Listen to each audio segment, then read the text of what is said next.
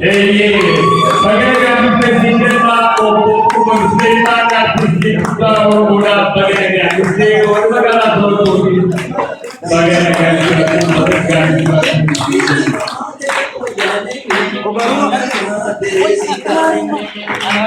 Daawwattoota TV Oromiyaa magaalaa Torontoo Ashamaa harka fuune. Sagantaa guyyaa har'aa keessatti gaaffiif deebii artiist jaalatamaa fi kabajamaa kan ta'e artiist Umar Suleemaanii waliin goone magaalaa Torontoo seenuu isaa ilaalchisee goone akka armaan gaditti isiniif dhiyeessina. Isatti aansuudhaan dura taa'aa liigii mirga namoomaa gaanfa Afrikaa kan ta'e obbo Gaaroomaa Waaqessaa wajji gaaffiif deebii gabaabduu goone akka armaan gaditti isinii dhiyeessinaa itti dhiyaadhaa galatooma. Tole egaa obbo Umar Suleemaan baga nagaan karaa magaalaa Torontoo dhufte isin jenna. Baga nagaan na eegdan isin jedhan. Egaa haala guyyaa har'aan tana hawaasni Oromoodhaa naannoo Torontoo jiraatu simannaa siif godhe kana akkamitti ilaalta? Hawaasni Oromoo biyya Kanaadaa jiraatan akkasuma Torontoo fi naannoo Torontoo jiraatan hundi isaanii haala gammachiisaadhaan haala ho'aadhaan na simatanii baay'ee itti gammadee jira. Hawaasni kiyya jedhee abdadhee dhufee bakka fedhee yoo jiraatan hawaasni Oromoo hawaasa kiyyaa, Oromiyaan biyya tiyyaa, Oromoon saba kiyyaa. Saba kiyyatti dhufe jedhee abdadhee dhufe akkasuma na gammachiisan isin jedha. Egaa fayyaa ta'e egaa amma torbaan dhufu silaa qophii sagantaan guddaan kan jiru caamsaa 22tti mee isa saniif hawaasa keenyaaf akkamiin waamicha goota? Hawaasa keenyaaf dhaamsa qara wal biraa qabnaa yaadachiisuudha malee dhaamsa bullee bira kaawwatee jira. Isaanis quba qabanii uummanni keenya walitti illee kan dhagahin dhageessisee kan dhagahe ammoo itti qophaa'ee dhufee dhaamsa yeroo amman tanaa uummata keenyaa kan isiniif qabadhe dhufe kana akka isin jalan darbine jedha. Dhaamsi kun baay'ee dhaamsa murteessaadha, yeroodhaaf dhaamsa barbaachisaadha. Kanaafuu guyyaa sanitti akka wal arginu walitti illee naaf wal dhageessa naaf ta'e isin jala. Tole egaa fayyaa ta'e artiist Umar Suleemaan baga nagaan dhuftee irra deebi'ee isin jedhan. Galatooma isin jedha baga nagaan na eedan isin jedhan illee. Fayyaa ta'e. Egaa iddoon sagantaan kun itti ta'u 1677 Wilson Avenue Park Plaza Hotel. Guyyaan isaatis caamsaa 22 bara 2016. Sa'aatiin sa'aatii 6 waaree boodarraa jalqaba. Egaa Oromoonni Torontoo fi naannoo ishee jiraatan martinuu sagantaa kanarratti akka argamtan affeeramtanii jirtanii koottaa keessummaa wajjii gammadaa bashannanaa isiniin jenna galatooma. Obbo Gaaroomaa waamicha keenya ayyamtee asitti nu argamuu keetiif hedduu galatooma isin jenna. Sis guddaa galatooma carraa kanaan akka nu ibsaniif. Egaa yeroo adda addaatti iddoo adda addaatti gaaffiif deebii godhaa jirtanii hojiis boonsaa hojjechaa jirtan. Mee bara darbee fi bara kana keessa wanni qaqqabatamaan isin gootan maaltu jira? Akkuma beekamu wanti nuti hojjechaa jirru yeroo yerootti babal'achaa dhufa. Maaliif haala biyya keessaatudha murteessa.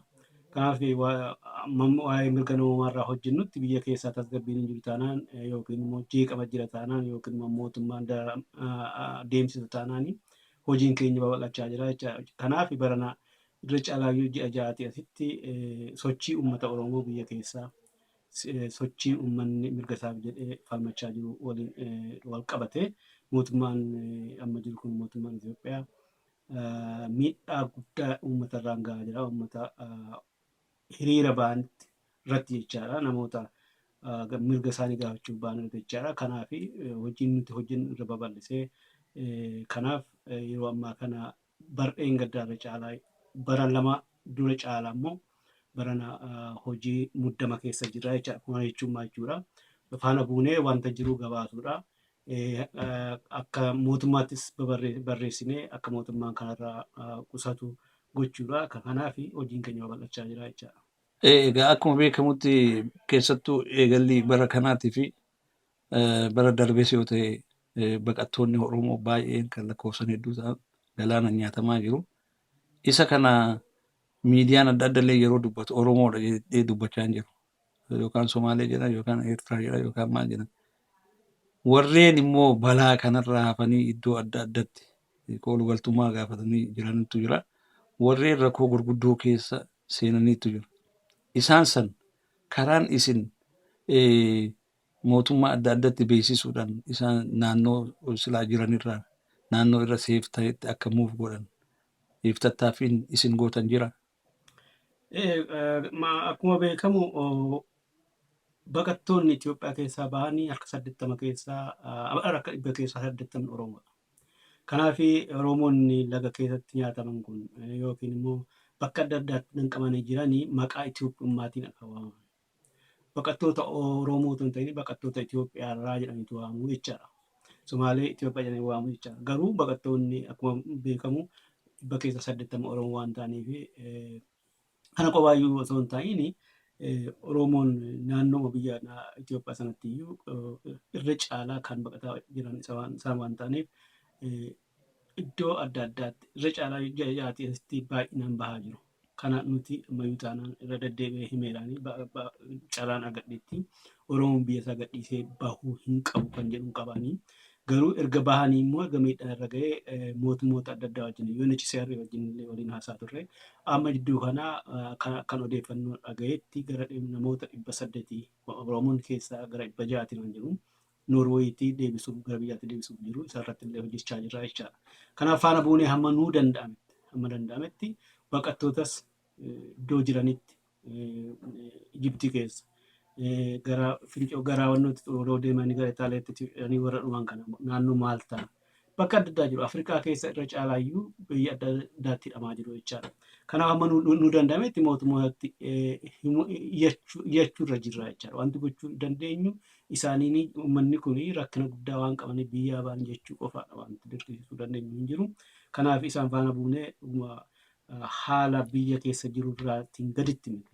Walqixaan faana bu'aa jirra garuu kan nuti kana ilaalchisee bu'aa argamsiisneerra jennu baay'ee hedduu miti jechaadha. Maaliif Oromoon har'a iddoo baay'eedha jiru jechaadha. Iddoo baay'eetti tamsa'aa jiru. Kan amma yoo ta'e irra deebi'an kan inni barbaadu Oromoon biyya isaatiif bahuu hin qabu. Maaliif biyyaatis bahee irra caalaa biyya keessatti kan amma ji'a jaha keessatti akka lakkoofsni nu harka jiru ibsutti 520 namni du'e jechaadha. Namoonni hiriira bahanii mirga isaanii itti falmanii jechaadha. Oromoon garuu biyya alaatti baqatee du'ee jiru kana caalaa jedheetan amana. Maaliif kan nuti amma doonii irraa galagalaniitti dhumanii kan jedhamu qofaa osoo hin ta'in Somaaliyaa keessatti Puuntlaandii kana laandii keessatti Somaalilaandii keessatti Oromoon guyyuu dhumaa jira jechaadha bakka adda addaatti. Kanaaf itoo lakkoofsi isaa walitti dhufee harka 2, 3, 4 caala. Kanaaf biyya irraa baqachuun furmaata miti ammayyuu taanaan.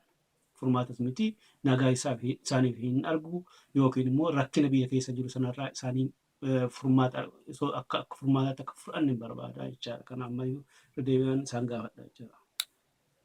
Gaariidha inni dhuguma biyya bahuun furmaataa miti garuu yeroo tokko akkuma atu jettee haalli dhiibee si baasa osoo hin jaalatin. Haala dhiibee isaan biyya keessaa baasaa jiru kana egaa akkuma kan dura ibsitanitti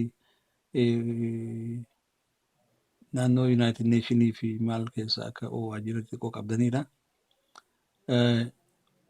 Wanni sanii hangamta akka waan kanarratti hojjechaa jirti. Gaariidha. Ammayyuu taanaan haalli biyya keessaa kan dhiibee nama baasuuf wanna jira dhugumadha. Haala yoggaatti fokkatu gara yoggaa dhabanii biyyaatii bahuu fudhatu jechaadha.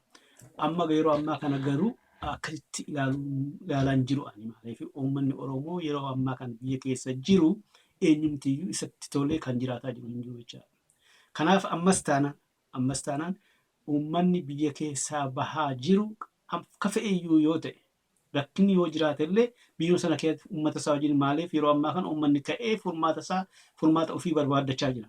Sanarratti hirmaachuutu wayya. Warri ba'an taaksila bahaniiru. Kanaaf United Nations keessatti isaanaanii United Nations ulaagaa qabu ittiin namoota wanna gochaa jiranii jechaadha. Inni guddaan nu dhibeessadha jechaadha. Ni gabaabna ni beeku isaanis jechaadha. Isaanis ni beeku garuu uummanni kun warri ba'an kun Oromoon yookiin immoo gaanfa Afrikaa namoonni baqatanii Somaalee dabalatee jechaadha. Humna United Nationsiitiin olitti guyyaatti baqachaa jiru. Kanammoo uummata ba'an kanammoo seecca'uu qabu isaan. Maaliif akka ba'an? rakkina isaanii gaafachuu qabu. Kanaaf immoo na adeemsaa jiran maalni isaan yaalaa jiru garuu humni namaa isaan qabanii namoota baay'inaan bahan kana qorachuuf illee ji'a 8 isaan gaafataa jechaadha.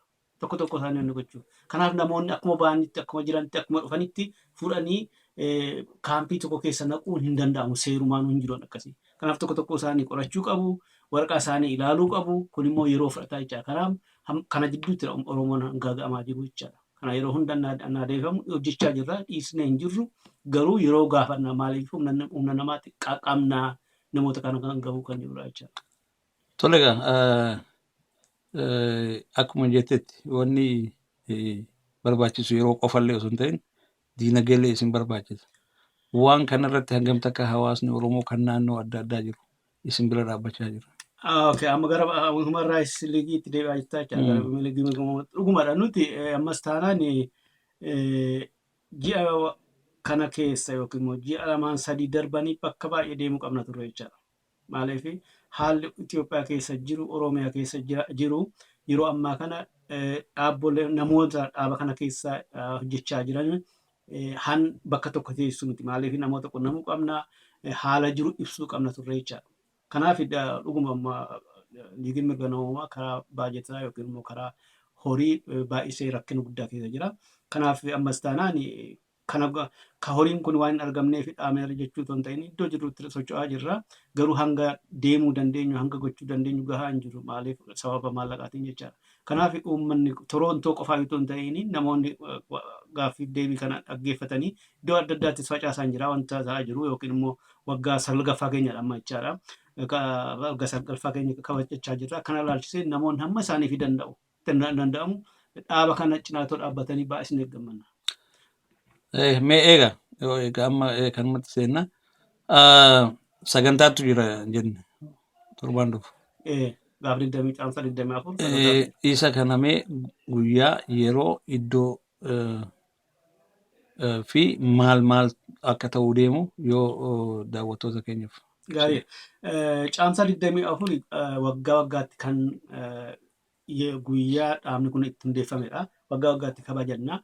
Yogaa kabajnu akkuma aadaa keenya jechaadha. Kanaan dura akkuma keessa darbaa turretti kan nuti dhiyeessinu horii walitti qabuu fi lammaffaan immoo namoota waa'ee mirga namoomaa irra caalaa Afrikaa keessa jiru. Gaanfa Afrikaa irra caalaa Itoophiyaa fi Oromoo keessa jiru namoota beeksisuudha jechaadha. Kanaaf gaafa 24 Torontoo keessatti naannoo Sisil naannoo jedhamuttidhaan godhamaa jiru. Namoonni Torontoo ni beeku. Gaafa sana kan dhiyaatu qophii guddaatu jira jechaadha. Tokkoffaan waa'ee Oromoo keessa ji'a Oromiyaa keessa kan ture kan itti gabaasnu ta'a. Namoonni akka beekan, namoonni akka isaan gadi fageenyaan beekan, sochiin akka jiru beeku. Garuu yeroo ammaa kana danqina adda addaa waan jiruu fi maal akka uummanni kun jiru, maal gochuu akka qabnuu fi biyya keessaas immoo akkamitti akka jiranii akka namoonni adda baafatan kan guyyaatti goonu ta'aa jechaadha. Maaliif qabsoon uummanni kun keessa jiru sochiin uummataa karaa adda addaa ilaalama. Yeroo ammaa kana dhugumadhaa dhiibbaa guddaatu irra gahaa jira. Dhiibbaa sana jala uummanni kun dararamaa jira. Sana ilaalchisnee uummanni ala jiru maal gochuu akka qabnu uummata biyya kana jiru jechaan Torontoo keessa jiru jechaadha. Irra caalaa immoo namoota biyya alaa keessa jiran Oromoota biyya alaa keessa jiran gahee isaanii maal gochuu akka qaban guyyaatti barsiisnu ta'a jechaadha. Kun tokkoffaadha. Lammaffaan immoo Amnesty International fi Human Rights Watch irraa namoonni ni dhufu. Isaanis dhimma Oromoo fi dhimma Itoophiyaa irratti gabaasaa turanii gabaasaa jiru. Maal akka hojjechaa turanii fi maal akka hojjechuuf deemanis yeroo itti ibsatan ta'a jechaadha. Achumaan hamma danda'ametti horii walitti qabuufidhaan sagantaan keenya sa'aatiin isaa sa'aatii 4 sa'a booda eegaleetu hamma 9tti deema halkan keessaa jechaadha. Kanaaf namoonni akka irratti hirmaatanii akka hordofanii I think live waan darbu natti fakkaata akka natti manitti namoonni hordofanii hanga isaaniif danda'ame namni waa'ee dhaabni mirga namoomaa kun uummata Oromoo qofaaf itoo hin ta'in uummata biyya sana keessa jiruu fi bu'aa buusa jennee amanna. Namoonni akka keenya amananii namoonni gargaaruu danda'anii akka gargaaranidha kan gaafan. Kanaafuu namoonni Oromoo kan dandeettii qaban keessattuu kan ala kana jiraatan dhaaba kana bira dhaabbachuun hedduu barbaachisaa ta'uu jala sarartee jirta. Mee namoonni iddoo adda addaa jiran yoo isin gargaaruu barbaadan karaa kamiin isin gargaaran? Weebsaayitii keessanii fi kan Gaaffii kana gaarii. Namoonni nu gargaaruu barbaadanii karaa lama nu gargaaruu danda'u jechaadha. Tokkoffaa weebsaayitii keenya irra dhaqanii peepaaliitu jira. Peepaalii sana yoo tuqanii achirratti hamma danda'an nu gargaaruu danda'u. Lammaffaa immoo weebsaayitii sanarra akkaawuntiin keenya jira jechaani kan mana baankii lakkoofsa baankii keenyatu jira jechaadha. Achirra dhaqanii daayireekti diipoozitii gochuu danda'u jechaadha. Kanaaf ammayyuu kanatti dhimma ba'anii namoonni haala kana haalli kun akka ciminaan hojjechuu qabu. Maaliif namoonni akka hojjechuu danda'anii akkuma sila tuqxe Yuunaayitid Neeshinii wajjin mootummoota adda addaa wajjin wal qunnamtii guddaa qabna. Wal qunnamtii har'aa kaleessa otoo hin ta'in waggaa 9 qabna jechaadha.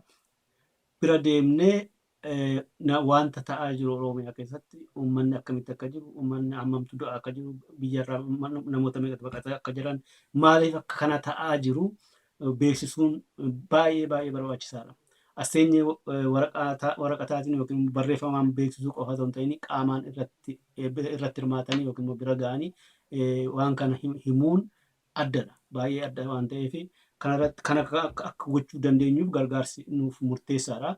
Gargaarsa uummata kanaa malee immoo wanti gochuu akka hin dandeenye beekama. Hundumtuu ni beeka. Namni bu'aa mirga namummaa kanatti amanu akka irratti hirmaatu waamicha godhaafi jechaadha. Tole egaa dura taa'aa liigii mirga namoomaa gaanfa Afrikaa obbo Gaarumaa hedduu galatoomi isin jenna. Atis hedduu galatoomi garbii carraa kana laachuu keef. Fayyaa ta'e. Fayyaa ta'e nagaa.